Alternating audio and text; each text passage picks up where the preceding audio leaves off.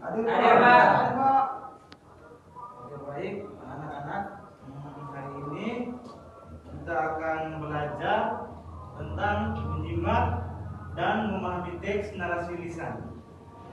Jadi sebelum kita memulai kegiatan pembelajaran kita, saya minta Sergi untuk bisa pimpin kita dalam doa. Baik Pak.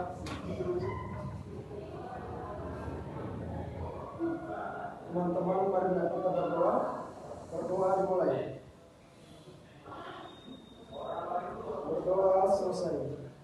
Terima kasih.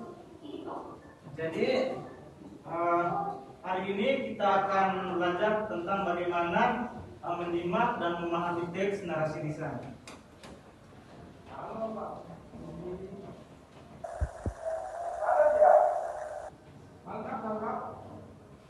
Mantap ya. Nah, anak-anak, pernahkah kalian mendengar tentang seseorang yang bercerita? Nah, ketika teman anak-anak mendengar cerita tersebut, apa yang teman anak-anak rasakan ketika mendengar cerita yang menarik? Seru, Pak. Seru. Senang. Oke. Nah, dan sebelum Bapak akan memaparkan materi lebih lanjut, di sini dengan materi kita hari ini ada pun tujuan pembelajarannya yang dimana anak-anak bisa mengidentifikasi ide pokok dari teks narasi yang dibacakan atau didengar dengan tepat.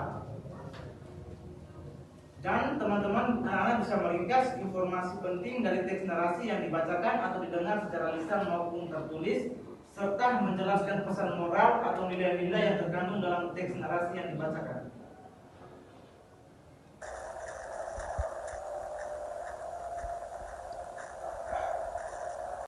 Adapun yang namanya menyimak dan ide pokok. Nah, apa itu menyimak? Menyimak adalah kegiatan mendengar dengan penuh perhatian dan pemahaman terhadap sesuatu yang dibicarakan atau yang disampaikan. Ini berbeda dengan sekedar mendengar, karena menyimak melibatkan pikiran dan perasaan kita untuk menangkap makna. Nah, apa itu ide pokok? Ide pokok adalah gagasan utama atau inti dari sebuah pesan atau cerita. Jadi di dalam sebuah cerita pasti yang namanya terkandung ide pokok. Ya. Nah, setelah kita memahami ide pokok, sekarang bagaimana anak-anak bisa memahami yang namanya teks narasi melalui menyimak. Nah, ketika teman-teman menyimak, di situ teman-teman bisa memahami yang namanya teks narasi. Nah, teks narasi sendiri adalah jenis teks yang menceritakan sebuah peristiwa atau kejadian, baik itu nyata maupun fiksi. Contohnya dongeng, cerita rakyat, legenda, atau pengalaman pribadi. Ketika menyimak teks narasi, kita tidak hanya mencari ide pokok, tetapi mencoba untuk memahami alur ceritanya. Yang dimana alur cerita itu terjadinya di awal, di tengah, maupun di akhir. Dalam teman menyimak narasi, di dalam situ terkandung tokoh yang dimana tokoh itu berperan dalam sebuah cerita dan apa masalah yang dihadapi serta bagaimana cara mengatasinya. Semua detail yang sudah Bapak jelaskan tadi itu dapat membantu teman-teman untuk membangun gambaran utuh tentang cerita di dalam pikiran kita.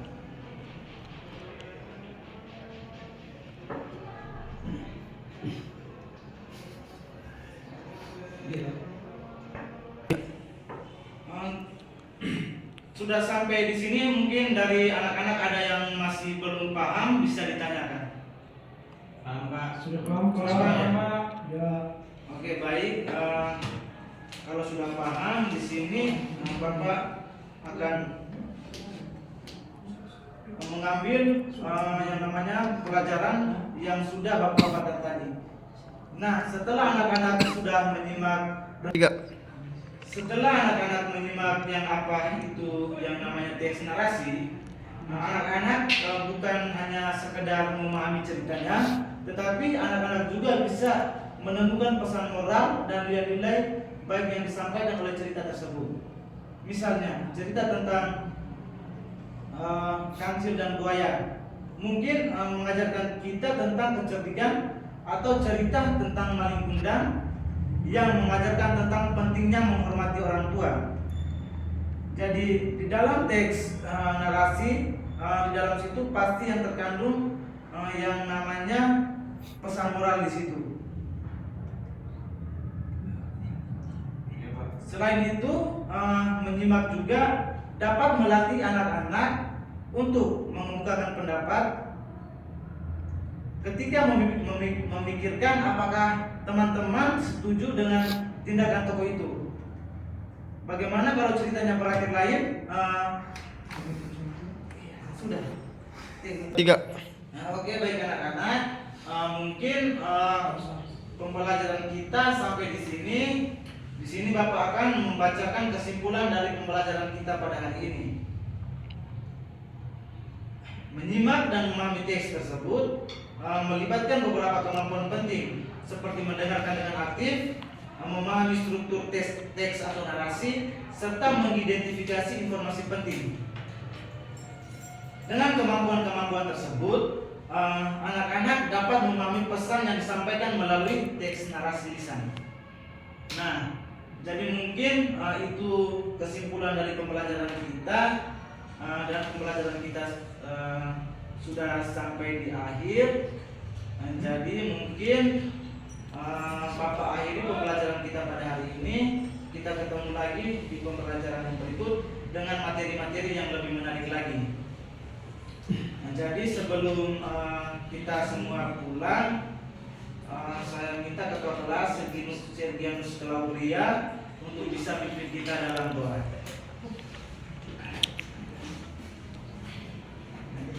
Teman-teman, sebelum kita pulang, mari kita berdoa. Berdoa dimulai.